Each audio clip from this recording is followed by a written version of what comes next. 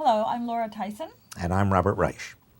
And we're very appreciative of your time and energy to listen to us talk about our textbook project, our Econ 1 textbook project, which we're very excited about. And we're excited about because when Wiley approached us, Wiley wanted something that was as good as current textbooks, but also reflected what's going on in the world, the global economy, technology, public policy, behavioral economics.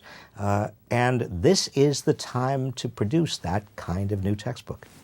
I agree completely. It's interesting. I've been an economist all my life, and it's been really fascinating to see all the changes going on, particularly the way the world economy works because of globalization, the way transactions are done because of technological change, the shift in the composition of the economy towards high technology industries and away from traditional labor-intensive industries.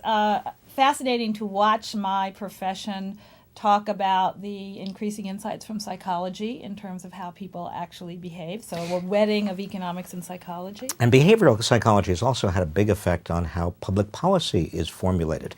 And part of this book that excites me, because I've been doing economic policy or teaching economic policy for 30 years, is an understanding that, in fact, economics and public policy are so closely integrated. You can't get away from institutions. I mean, an economy is as good as the institutions that comprise that economy, both public institutions and private institutions. That's the institutions aspect is also very interesting to me. I started my own career in economics in what used to be called comparative economics and development. And at the time, that was where the focus was on institutions and how economies that, say, organized around non-market institutions behaved compared to economies that worked around market institutions. If you fast forward to today, institutional economics has become more and more important among all economists.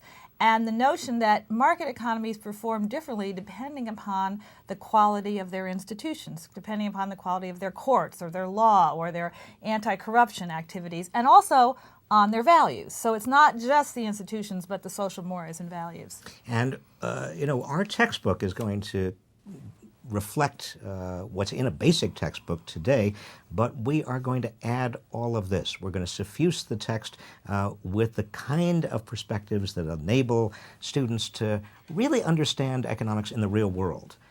We are interested in, as I'm sure you are interested, Laura is interested, in making sure that students are effective citizens in the world, that they understand economics in context, that they can use economics effectively in their daily lives.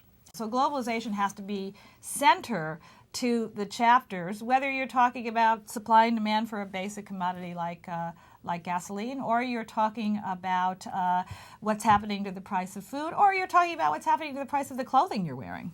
Or even Fed policy, getting back to public policy. Even There's Fed no policy. way that the Federal Reserve Board can set interest rates without at least one eye on the rest of the world economy and global investors and what they are going to do in response to whether the Fed raises or lowers interest rates. Right now, as you know, the Fed is in a quandary because the Fed wants to lower interest rates to stimulate the economy, but dare not do too much for fear that global investors will not come to the United States, and that will push the dollar down and fuel inflation.